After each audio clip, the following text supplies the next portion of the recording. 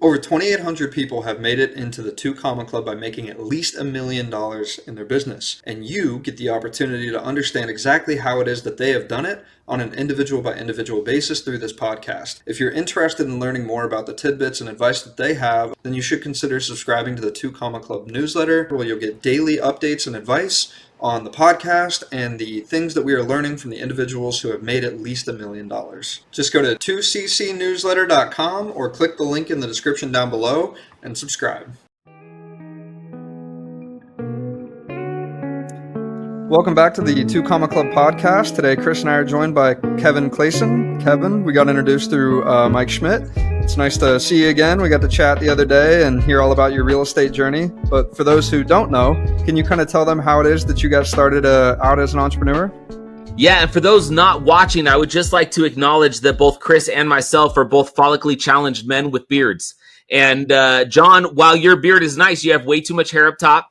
And so I just want all the follically challenged brethren out there to know we can win 2 Comma Clubs too, okay? It is doable.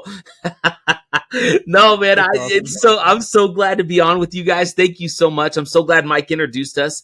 And yeah, my name's Kevin Clayson. I'm one of the founders and owners of a done-for-you real estate investment company called Done For You Real Estate because we're that obvious and non-creative. But I also own a couple other companies. We own a company that helps real estate agents introduce investment real estate to their client base. I also own a little book company where we help entrepreneurs, 6 and 7 figure earners, busy people that do live events or do podcasts, but don't have a book, but know they need it. We help kind of turn their existing content into a book as well. And so we do all kinds of stuff, but I would say I did not grow up entrepreneurial. I would have never imagined that in 2024, I'd be on a podcast with you two amazing humans and that we would be talking about my entrepreneurial journey or a 2 Comma Club or a 2CCX or any of that stuff, because I grew up in a household where it was like, go to school, go to work, get a job, just meet the basic needs of life. And I was not, sort of predisposed to entrepreneurialism. Like, I feel like a lot of people in this community, it's like, yeah, I was an entrepreneur. I was reselling pixie sticks when I was a kid and marking them up. I'm like, dude, that was nowhere on my radar. But life took me in a direction that sent me this way. And I'm so thankful, man, because now I do get to hang out with dudes like you. That's awesome. And we're so happy to have you here, without a doubt. So some of the questions we like to ask our guests on this podcast are, in the entrepreneurial journey, a lot of people, they get faced with the opportunity to basically have to take the leap of faith and leave the lifestyle that is comfortable and normal and everyone talks about. So was there ever a moment that you can recall where you actually had to take like a legit leap of faith out of that world and into this one? Dude, there's been so many of them. I can't even... But yes, 100%. I mean, I remember the first, I would say the first big leap that I remember was after college. I got a job working for Wells Fargo Financial. And so I was doing like auto loans and mortgages. It was when I was first introduced to mortgages, and I had a salary job. I remember getting the offer letter, and they offered me like $34,000 a year, and that was more money than I had ever seen ever. Right? I'm like barely out of college. I graduated in political science, and man, I was like so thrilled. Then I could bonus on top of that, and I'm hitting the phones all day, smiling and dialing, trying to take this client base and get them to do a car refinance, get them to do a mortgage. And I did that for a little while until I had a really interesting experience where one of the mortgages I closed for a woman, I actually had to take my manager with me. He was a notary, and we went to her home here in Utah to have her sign the docs. And I'd done all the work on this loan. And I will just say this, when I walked into her home, I realized instantly that the loan we just did at the interest rate we just did it, and the product that at the time this company, Wells Fargo Financial, was sort of promoting, I was not helping this woman. This woman was never going to pay this loan back. And if anything, it was going to hurt her financially. But I'm sitting in the home, and I wasn't brave enough or courageous enough to say, no, I will not allow you to sign, for I know this is a bad idea. I didn't, dude. I let her sign. And, she's a bit of a hoarder, lots of cats, no real financial possibilities, but she got approved. And I was going to make money on the loan. And I had a really hard time sleeping that night. And it wasn't very long after that I decided to leave Wells Fargo Financial and make the first leap, which was to a self-employed mortgage broker, where now I was going to be smiling and dialing. I had no guarantee of income, and I was just going to be trying to, work county leads and trying to get refinances. And that was really scary, but also like weirdly empowering. And it was that decision that ultimately led me back to friends. That is how we started this real estate company. So it was a good leap, but it was terrifying and exhilarating. Yeah, yeah, it sounds like quite the story there. Before we got on here, Chris you and I were talking about the fact that like technology, a lot of situations has problems and things, and he actually just cut out from the podcast, and he texted me and said that his whole internet just went down. So it looks like I'm riding solo today. Yeah, So let's go. it's gonna be fun. So with that said, I was also in the corporate America world, working in banking and all of that stuff, and I was actually more on the operations side and got to more or less manage those loans and things. And it's really interesting when you get to meet the people that are behind them. But more specifically, one of the most interesting things that I saw in the banking world was I was exposed to ultra high net worth clients where their average line of credit was about $8 million for personal expenses. And it was a bunch of different stuff like that. And I'm curious to know, like, were there, for me, what that did was it basically changed my perspective. It was like, oh, this is what's possible. And so I'm wondering, like, what kind of life-changing experiences did you have that shifted your perspective to kind of like wanting to go and chase more, if you will? Yeah, it still wasn't business related, which is weird, right? It's like we started our real estate company, and I saw what money could be made in mortgages and in real estate and helping people invest in real estate. But that still wasn't the moment, right? That was like, yeah, we're doing this company, we're going to help people do real estate. When we started the company, I had not been any sort of a real estate investor whatsoever. I was just a mortgage guy. And so I was doing the mortgages for our company, because the whole sort of premise of our company is like, we create a game plan for you. We create a course of action. We find you the property. We've got teams all over the country that are in the market, finding, vetting properties. We then facilitate the loan. We do all the loan for you, get you all pre-approved. Once you close on the loan, we're getting the property insured. We're getting the property fixed up and rented out. And then our clients make 100% of the profit. We get paid by doing the transaction through the different pieces. And so for me, like, our company was like, oh yeah, we're just helping people invest in real estate. But I hadn't had that moment where I was like, oh my gosh, this is what's possible. Where that came was I had a good friend of mine invite me to come to a live event that was being held in Las Vegas. And it was with a guy that was a speaker coach. Now, I've always loved speaking. I always kind of wanted to be a motivational speaker. I had no idea there was an economic engine behind it. Literally no idea. And this guy, like, the event was called Big Money Speaker. And I was like, what? And so we go to this event and I'm watching this thing. It was the first time I'd really ever heard anybody talk about marketing, talk about, ways to position yourself, tell a story, provide value to somebody. And it was just mind blowing. And I went, sitting in that room. It was a 4-day event. And I came away believing that it was possible for me to do so much more. And the biggest aha that I had over those 4 days was I needed to write a book and I needed to be on stage. That was really where it came from. And both of those things filtered into our real estate company in a big way, to where we started to do live events. I went and wrote a personal book called Flip the Gratitude Switch that was just what I felt like my life needed to do. I felt like that's where God wanted me to go.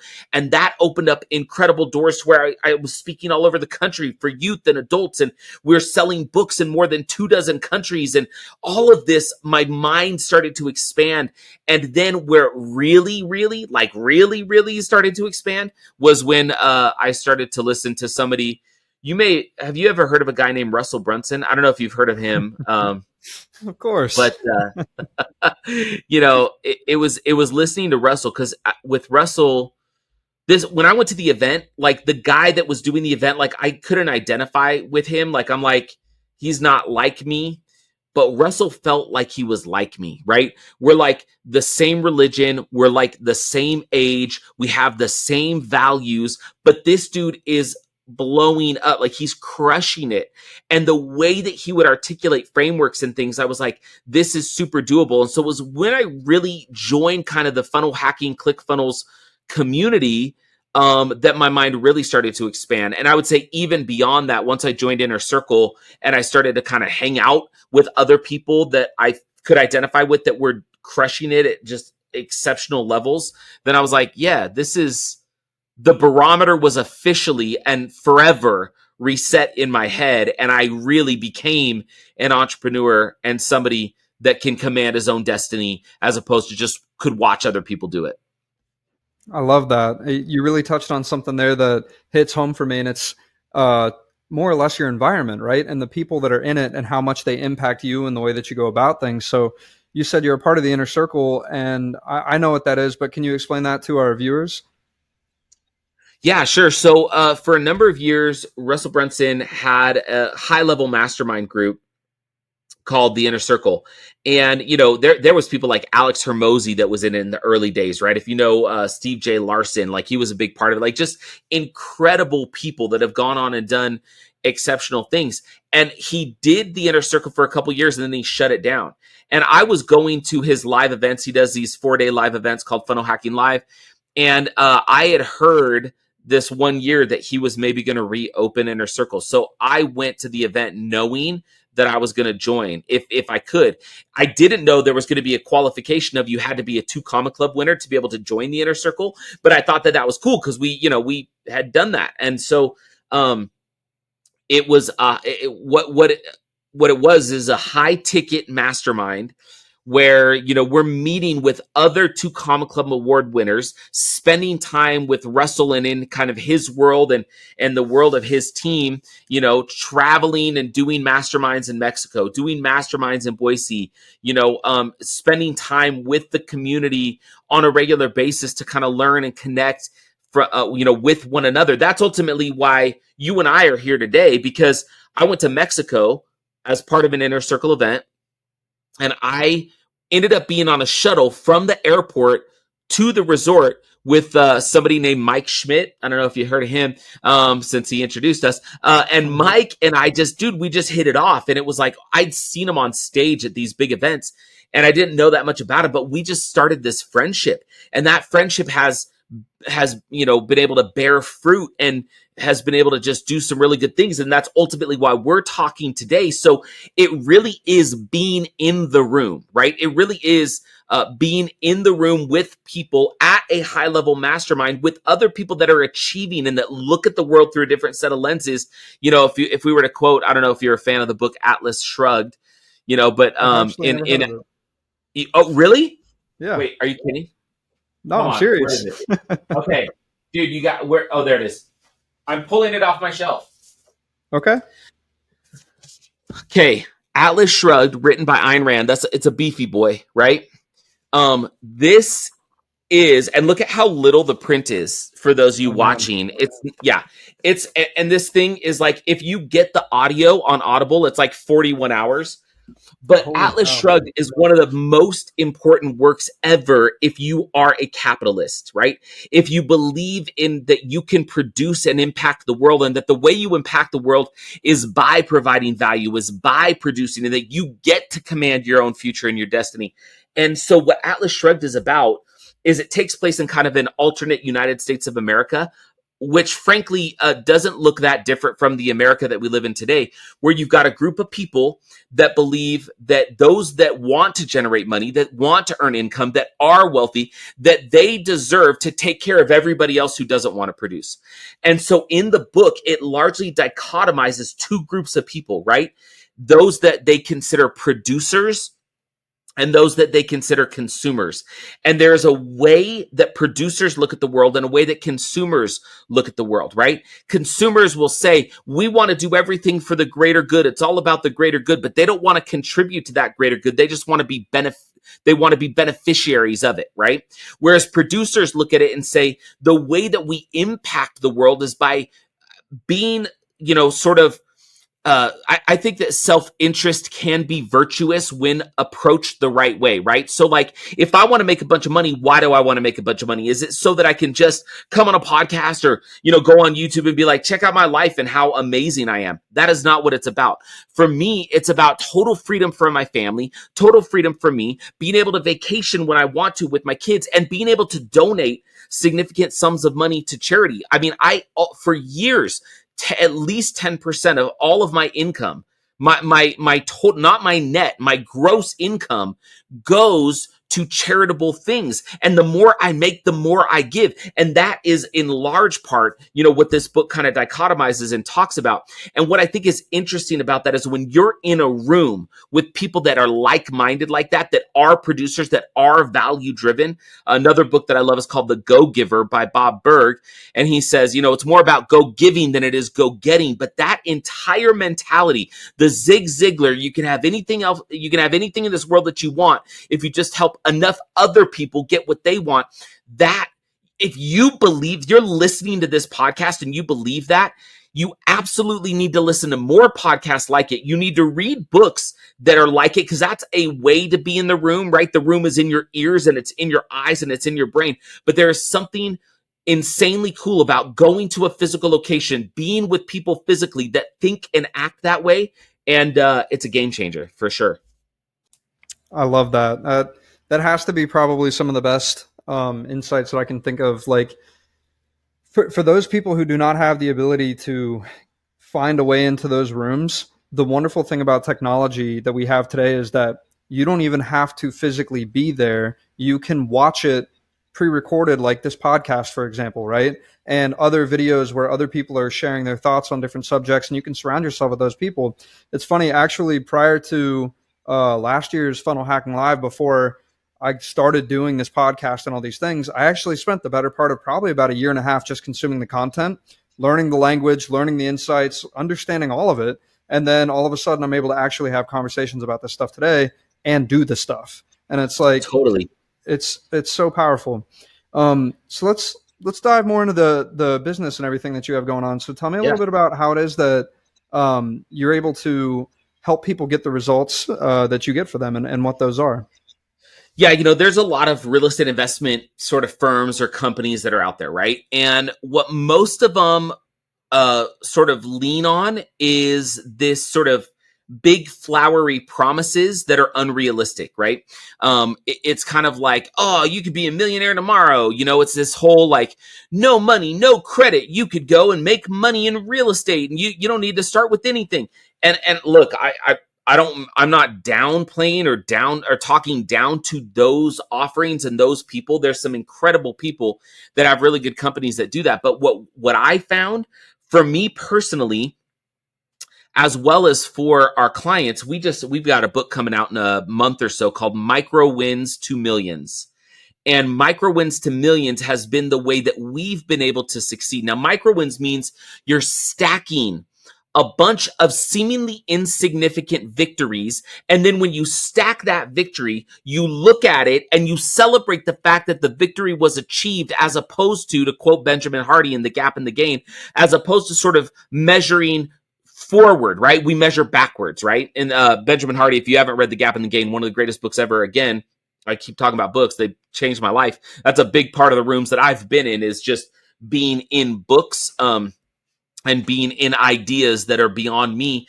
But he says, we can measure backwards. And if you measure backwards, you look at where you've come and you can actually celebrate that. If you measure forwards, like, I know where I want to go and I'm not there yet, then you feel a sense of deficit. And then it's actually pretty difficult to keep, like, some people that may drive you, but a lot of people, we have these root insecurities that come from that. And it means that we're less productive. And so this whole micro wins to millions mentality is how we've built the company. We go to our clients and we don't say, hey, go be a millionaire tomorrow. We say that simple and conservative real estate done for you, where 95+% of the work is done for you, but you get to keep 100% of the benefit.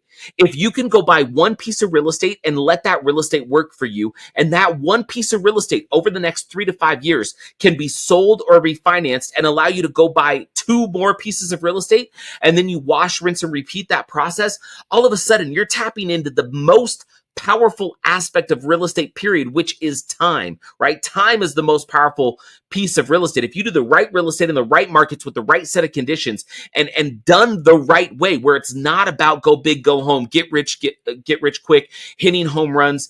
It's all about simple, conservative, micro win real estate, hitting real estate singles. We have yet to have a client that has not achieved exceptional results if they're willing to give it the time that it needs. And our job is to make that as easy as possible for our clients. So when our clients find out about us, right, the first thing we do is we just want to spend time with them. We want to educate them. The most successful, talking about a 2 Comma Club award, the way that we've won our awards and been successful has been with the simplicity of an appointment funnel, right?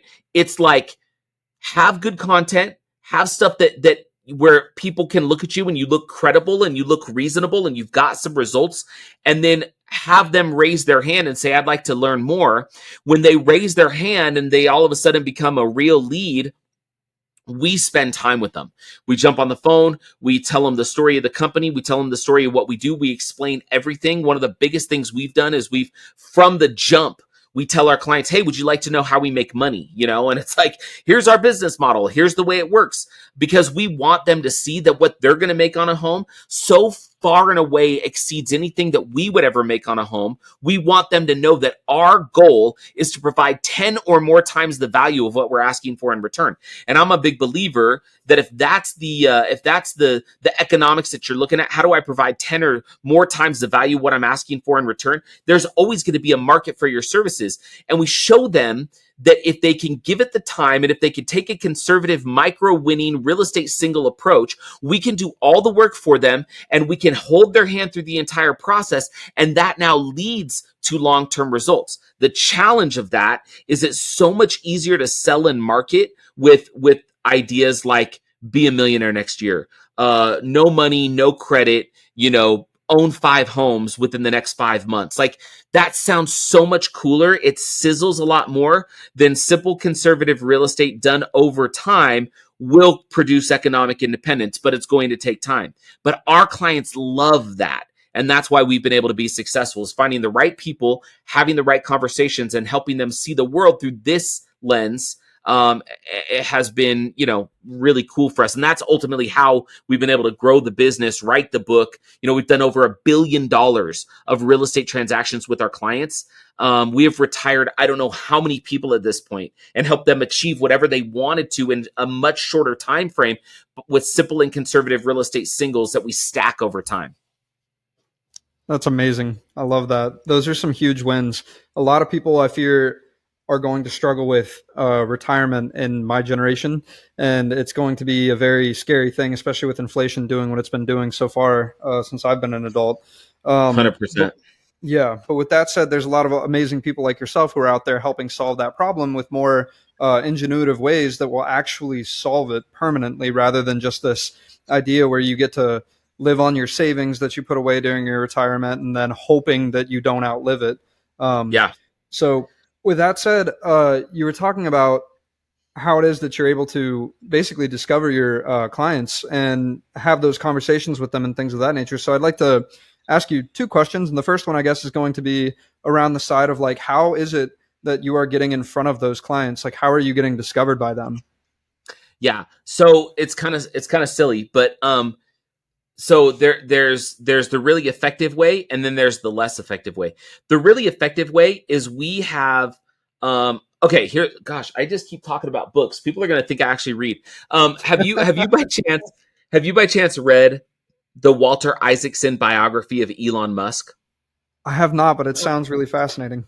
Dude, it's crazy, right? Because Elon is like he is some kind of dude, man. But here's one thing that's super interesting about Elon Musk. He believes that if you have a good enough product, the product sells itself. You don't have to go overboard on tricky sales tactics and marketing tactics. He's like, if the product is good enough, it sells itself. I would say that I do subscribe to a certain extent to that philosophy. I do think that marketing and telling a story is super important as well. It's critically important. But the reason why I say that is we have worked so hard for so many years to have the best possible real estate product on the planet, right? We don't do multifamily. We just do single family rentals, right? But we do them in a handful of markets that are the best markets in the country, where we've got teams on the ground that are doing all the work for our clients, so that we're doing 95+% of the work, but our clients are making 100% of the financial benefit. We don't own the property. We're just the facilitators. What's cool about that is it's been so impactful. The product's been so good that our clients talk. And 75% of our business comes from our existing clients doing additional properties and then them referring friends and family to us. 75% of our business. Now, the other 25% comes from what we could consider traditional marketing, but even then, it's not super traditional. Yeah, I mean, we've run traffic on Facebook or Google, and we've run it to, opt-ins, and they can opt in and then they get into our world. But once they're in our world, we're trying to push them to raise their hand and say, I'd like to set up a call and get a game plan so that I could see if real estate's possible for me. So our process really picks up once we can get on the phone with them. But the way that we've driven traffic, honestly, what's crazy, dude, is our most effective method has been old school radio ads. Like That's we so have, random. so I know, right? So it's crazy. Now I will say it's old school radio ads, but they're generally on podcasts too, right? Like these radio personalities, it's usually on their podcast.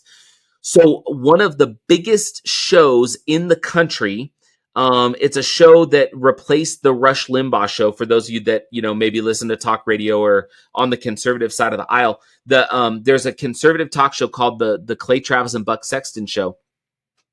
And Buck, one of those two co-hosts, is our client, and we've done multiple properties with him.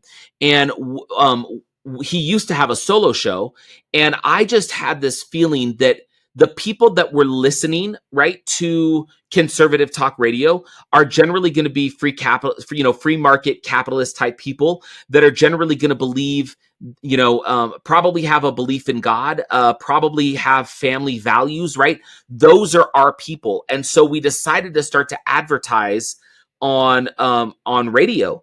And man, this guy, he became our client. And once he became our client, now his live reads were like insanely cool, right? Because he's like, I'm doing this. This is amazing. These guys, I never would have bought real estate were it not for these guys. The first home I ever bought was through Done For You Real Estate, so on and so forth.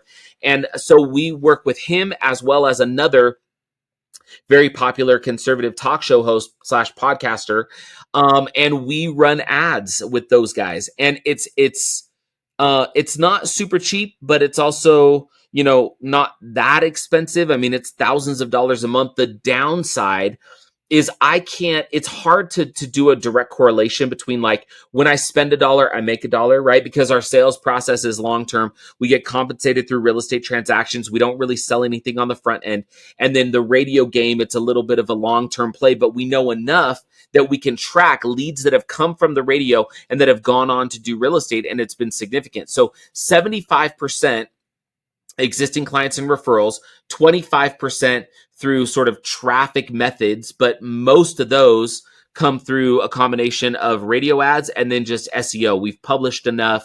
We don't have massive social media followings, but the people that do follow us, they do generally reach out. And then, if you search us up on Google, they go to the website. We spent a ton of time building a website that really tells the truth about who we are and what we do, so that it's an automatic sorting method of making sure that only people, that are a good fit for our product are really wanting to move forward and raise their hand to get a game plan call. So yeah, that's kind of the whole approach that we've taken.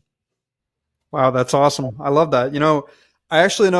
I know how to do ads on social media and I know how to create content, but I don't know how to do radio ads. So I'm actually curious, like, could you walk me through the short and dirty of the process that looks like to get on radios? Yeah. So if you wanted to be, so first of all, you kind of have to, and this is what we did. We ultimately determined, okay, where are our clients listening? And we knew that it was going to be conservative talk radio.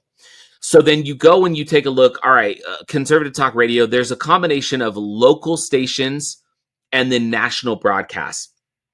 Well, we reached out to what was our local talk station, only to find out that they are an iHeart radio station and can help us place ads nationally with certain personalities. So then we go through the process, and you'll talk to an ad rep, right? You'll talk to a sales rep who says, all right, if you spent this much, we can get you here, here, and here. This is what the listenership is like. It'll go on podcast, on radio.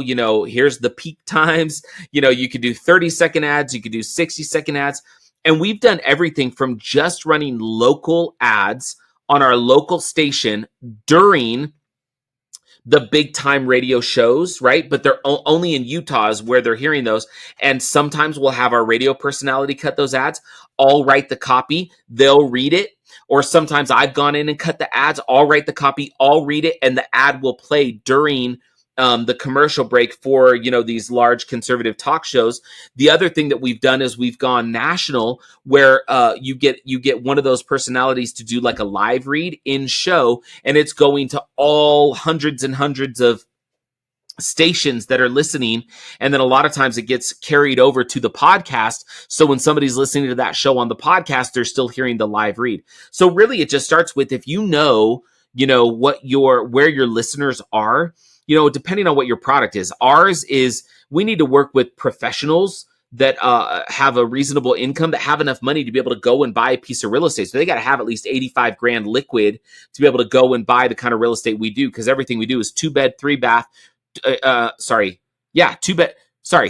2-bath, 2-car garage in great neighborhoods that are under $300,000, right? And we're going to do a long-term rental. So we know who our client is, and we know kind of generally where they listen. But if you had a product that was like, let's say it's a little bit more of a, consumption-based product, right? It's a energy drink or a supplement, or it's, it's something apparel or wearable, then you might be on an entirely different station. You might be on a music station or something like that. I don't know how music station ads work, because I don't know how many people listen to the radio with ads, but conservative talk, people will listen and stick because they want to hear the talk radio host, and they will put up with the ads because they can't get that content just anywhere.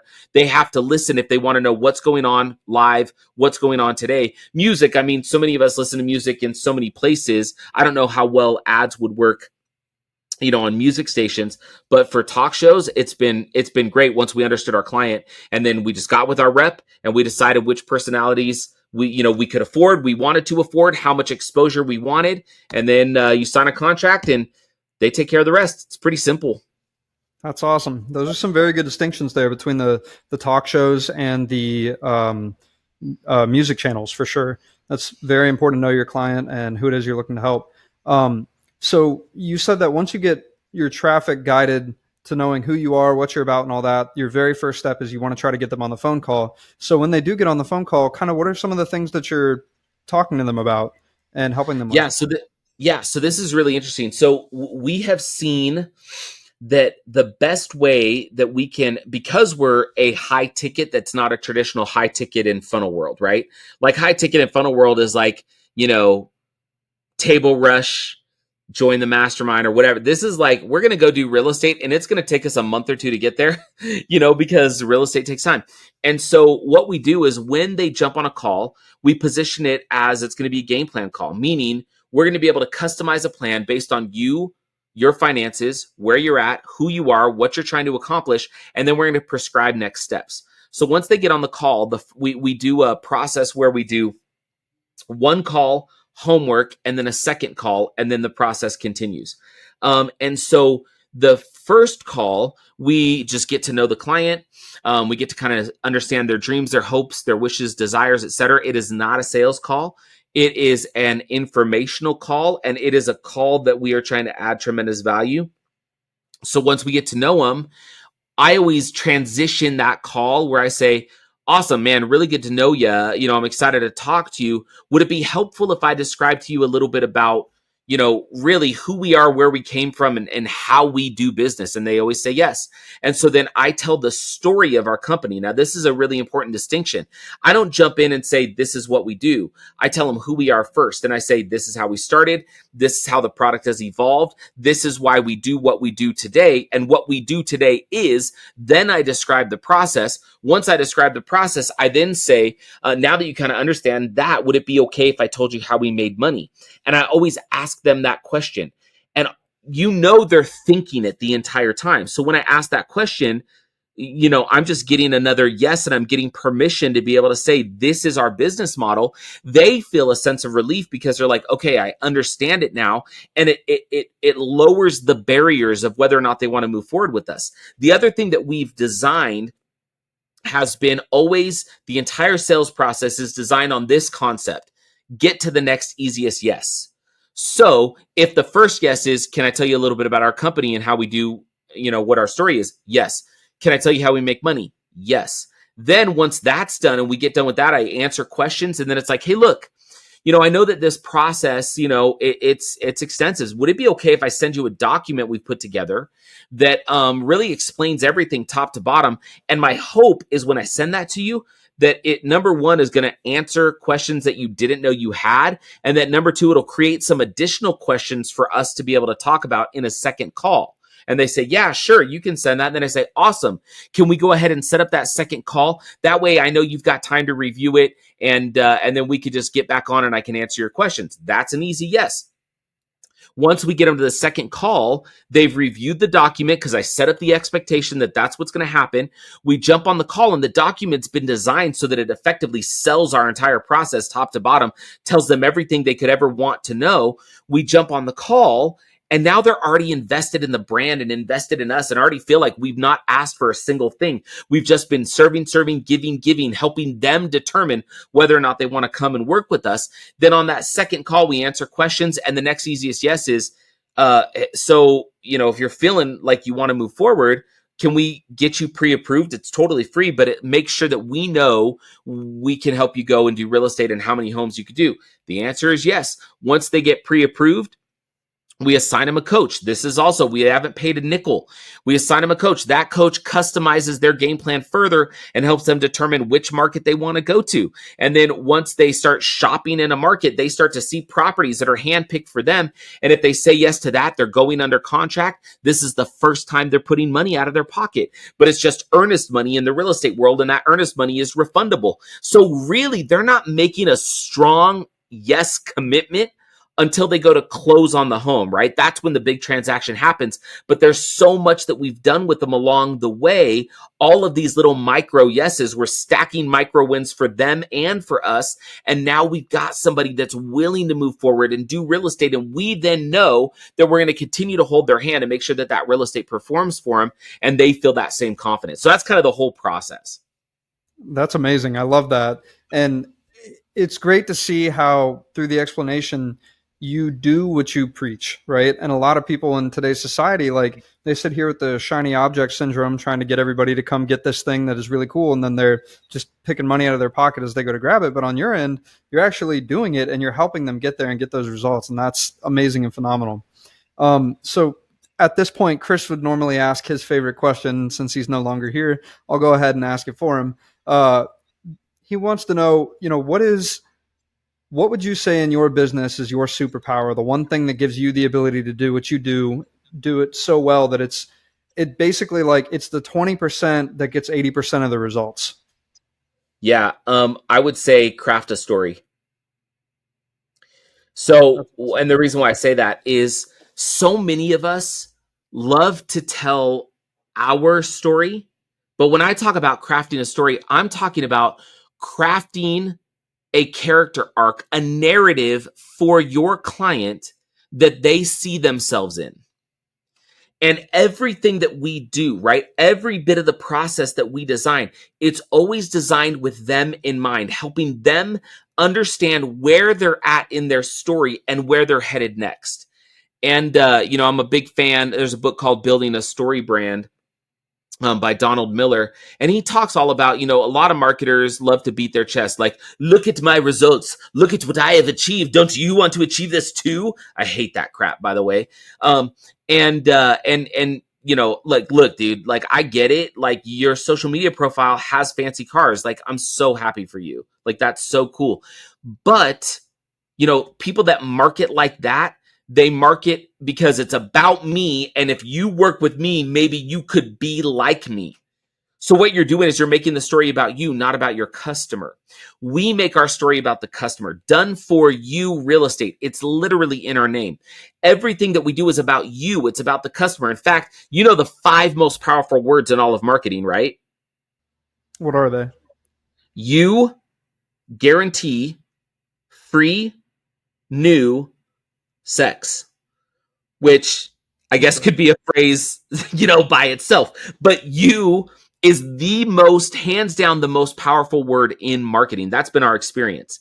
And the same as a speaker, right? It's you. It's about you. It's not about me. And if we can do that, right? If we can guarantee and do it for you, and it feels new. Russell talks about, right, the new opportunity, right? When he talks about his perfect webinar script, you've got, the epiphany bridge into the new opportunity. New is powerful. Free, I mean, we all love the word free. We're skeptical of it, and we don't really mess around with the sex word in our business, but you is so powerful. And so everything that we do, we craft it for you. This is your story. You're the hero of the story. You are Luke Skywalker. We are Yoda. That it's about our clients. So our superpower has been designing a process and simplifying the real estate investment world, which can be super complex. But the only reason we've been able to craft our product and simplify it the way we have is it's all been designed with our customer in mind, not with what we were going to get out of it. In fact, I will tell you, our customers make so much more money on a per property basis than we do. In fact, we have hurt ourselves, I think, at times as a company, because we're so committed to making it really awesome for them.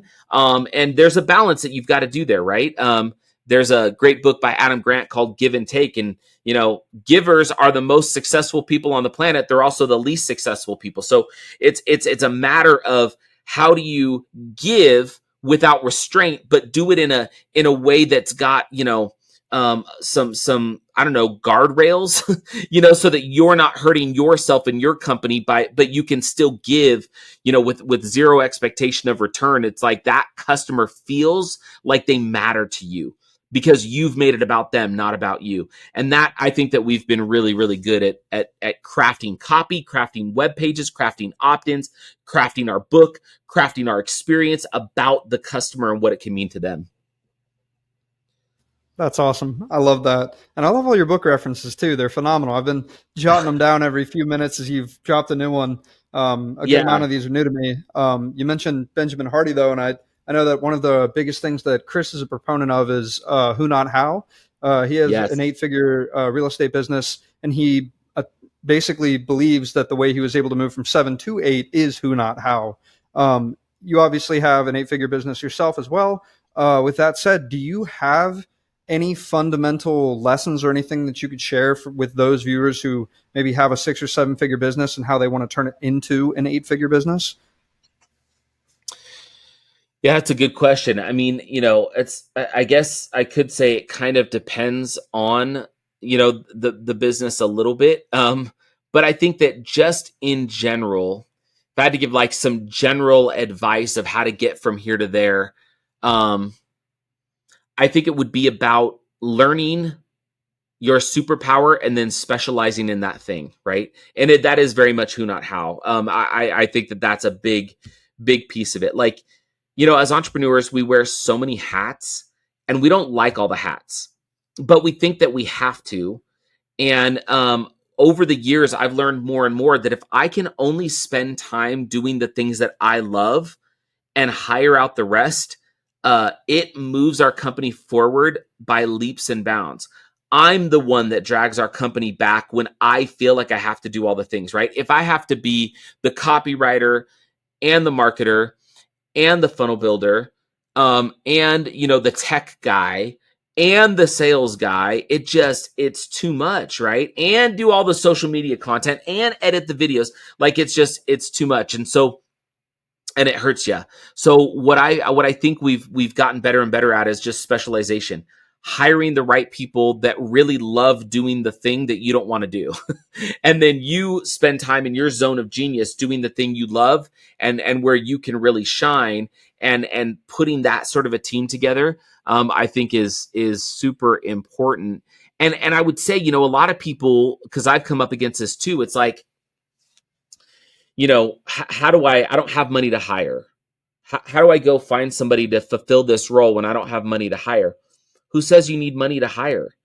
If you can zero in on the thing that you don't want to do, but is somebody else's expertise, and it's something they love to do, and you can dangle the carrot in front of them of the potential that they could ride some of the upside with you if you are all living in your zone of genius. There's a lot of people that will work effectively for free or for not a ton of money if they can participate in upside, because most employees don't get any upside.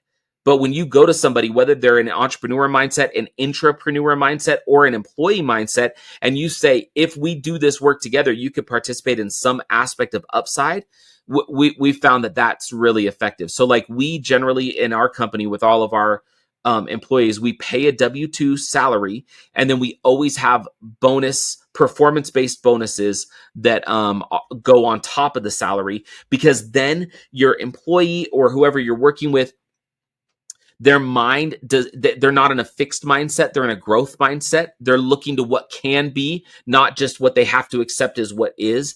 And so I think that that's probably been the biggest thing: hiring the right people, letting them participate in some of the upside, and you get a lot more from them for less money out of your pocket, but then everybody's marching together doing the stuff that they love, and that can be awesome. That's fantastic and solid advice about hiring and making sure that everybody gets a piece of that upside. I find that a lot of times people get discouraged when they don't have the ability to increase the output based on their input. And so Yeah. it's an amazing way to make sure everyone's involved in that respect and they have aligned interests. So tell me, what are some of the current goals or initiatives that you guys are working on, and what you're working toward, I guess, in terms of your business and in life? Yeah, so we've got our book coming out soon, Micro Wins to Millions, and so we're gearing up for our launch. We're really excited for that. We think that it's a way to reach a whole bunch of people that we've not been able to reach before. We're just super excited to be able to have that content into the world. We spent 3 years writing that book, and feel really, really good about it. We're relaunching our live events. We used to do live events pretty consistently. I haven't done them in a while. And so for the first time in 5 years, we're bringing back live events. We call them real estate intensives that we're going to start doing quarterly. And so we're really excited for that. So the book launch, our live events, and then just in general, I'm getting so, I feel like we all need individual personal real estate revolutions. And I get really excited at the idea that I could help somebody potentially who doesn't know that they can invest in real estate, who's never done it, but who's always wanted to, be able to actually take a step forward and do something significant. So we're launching, along with our live events, we're launching just a very low ticket continuity that we call the On Deck Circle. And that is designed to help empower people through events and interaction to realize that there are clear steps from where they are to where they want to go. And we can help them take those steps, which just boosts our overall ability to serve as many people as possible, do as much real estate as possible, so that everybody can have a personal real estate revolution, not be dependent on the government for their retirement, not be dependent on the stock market they can't control, but actually command their own destiny with an asset class that provides multiple financial benefits, not just one if the market goes up. And being able to give people that opportunity is so empowering and super cool. So the book, the On Deck Circle, the events, all of that is designed to help people achieve their personal real estate revolution and work towards economic independence. And it drives us. We love it. So, but those are some of the initiatives we've got coming up. I love that. I can hear the passion in your voice, and I can see it in your face as well. Like, you are really living in your zone of genius, I would say, and you're really helping a lot of people do amazing things. One of the final questions I like to ask as we are getting to a close on this episode is we live in a unique period of time where we're able to capture a moment in time forever using technology through the power of video. And I like to ask the guests that we have on this podcast, like, of all of the experiences that you've had in your life to this current day, what is the one piece of advice that you would give to the world when the day comes that you're no longer here that would benefit society effectively? Yeah, love that question, and I have an answer that I'm very sort of passionate about because I wrote it in a book called Flip the Gratitude Switch. If you could see the video, it's that one right there. And that book teaches this concept that even when things don't go according to plan, even when we're faced with hardship and adversity and trial and difficulty, whether that's something small in business or large in life, it doesn't matter. We have the ability to actually utilize gratitude, not as this passive noun, but as something that we will upon our life.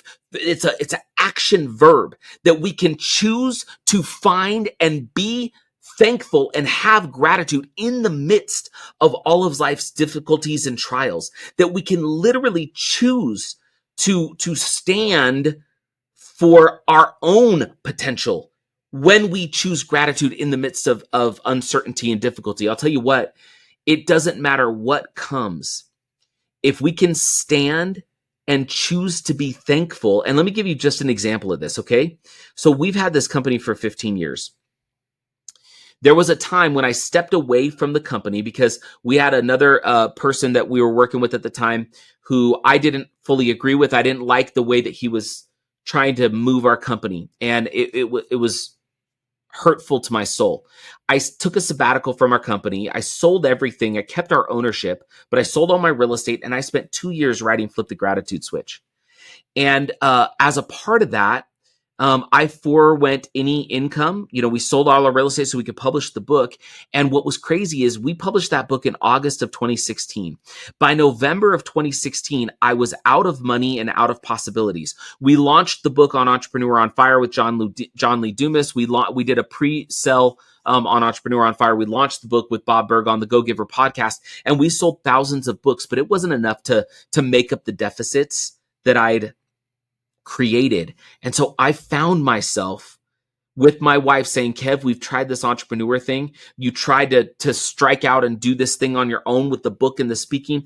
I just need to know that we can pay our mortgage. And I went and got a job, a part-time job, hucking freight at the Container Store for $13 an hour, just so that my wife felt that she could count on some income. And I got to tell you, I would close that store up at night, and I'd go clean the bathrooms, and I always volunteered to clean the bathrooms. And the reason I did is because I wasn't just going to make the bathroom clean. I was going to make it sparkle. I was going to make the mirrors shinier than they'd ever been, the chrome shinier than it had ever been. I was going to make sure that the urinals sparkled, that the toilet and everything around it was clean. Why? Because it was my message to God that I was thankful for the opportunity to trade time for money. I'd spent years telling people don't trade time for money, right? We're entrepreneurs. We're business owners. There's ways to go and craft more money, start a new business, whatever. I was just at a point in my life that right then in that moment was not a possibility for my family to feel some sense of security. And because I have a family, it's not just about me. And so as I would clean that toilet, as I would shine that chrome, as I would clean and wipe that mirror, I was so thankful for that opportunity because it meant that I could trade time for money and make sure that my family was okay. So when I say, look, before that, I'd been facing foreclosure. The car had got repossessed because remember, I sold everything. I gave everything away just so that we could do this book. I felt like that's what God wanted me to do. And that changed my life. For the next year, I struggled trading time for money. And then the whole world opened up to me. My business partner came back to me and said, Kev, let's buy out the other partner. Let's go get a loan. Let's go buy out the other partner and let's redo Done For You Real Estate. We relaunched Done For You Real Estate in 2017. And that's when we won these awards. That's when we got on the Inc. 5000. That's when we started to do more revenue than we'd ever done before, because who it made me through that trial and tribulation and making the choice to have and activate gratitude in the midst of life's difficulties and frustrations was the biggest shift for me. It changed everything about how I interact with people, how I interact with my family, how I interact with our customers, how we position our product, how we serve our customers. It was all about them, not about me. And that changed everything. And gratitude was the catalyst for that. And so that would be the message that I would want to share with everybody, that you can choose and activate gratitude even in life's most difficult circumstances. And if you do, it will physically change you. It will mentally change you. It will spiritually change you. And it will shift the trajectory of your life if you could choose to do it. And that's really the entire reason we wrote the book. If I die today, my kids know that because I put it in that book. And now, thousands and thousands of people across 24 countries know it as well. And I'm so thankful for that, man. That's super important to me.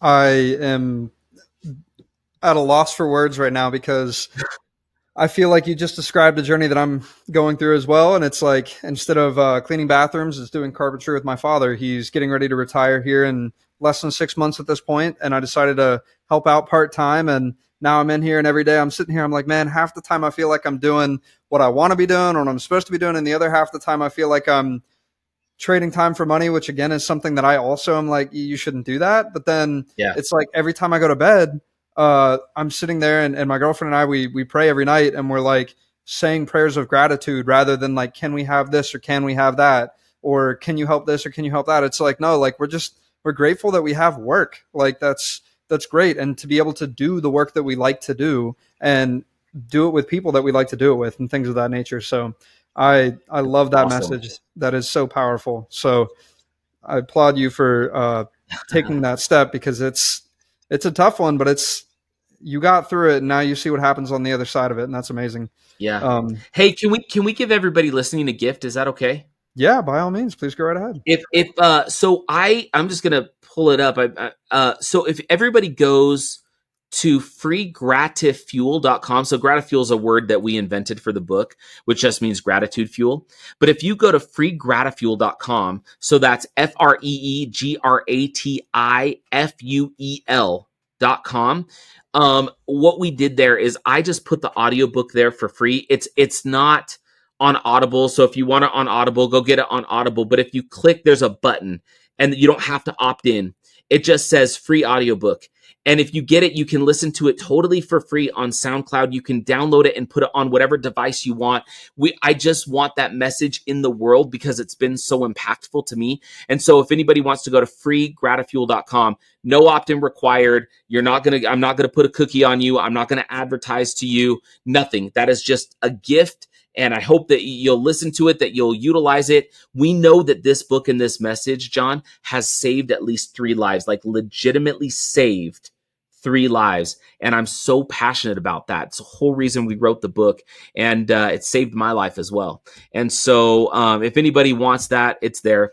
It's just a gift. And I think it can be a game changer. So thank you so much for that. Greatly appreciate it. So if people are interested in doing the real estate opportunities that you're putting out there into the world, where can they go ahead and get a hold of you or sign up for a call? Yeah, thanks, man. If you just go to DFY, so Dog Frank Yellow, DFY dash or hyphen realestate.com. So DFY realestate.com. Everything's there, and it's pretty easy to connect with us, and would be happy to do that. Awesome. Well, thank you so much for your time today. I greatly appreciate it. And sorry, Chris got cut out earlier, but we're living in the day and age of technology, and happens sometimes. So yeah. Yes. Thank you for your time. I was going to say one other thing. If people want to if you're listening to this and you're a podcaster, you can go listen to our podcast. It's called Replace Your Income. And it's all on podcasting platforms, Replace Your Income. So that's another way they can connect with us. Perfect. Sounds great. Well, thanks again, Kevin. It's been amazing talking with you, and can't wait to see what you have coming out next. Take care. Thanks, brother. Appreciate your time.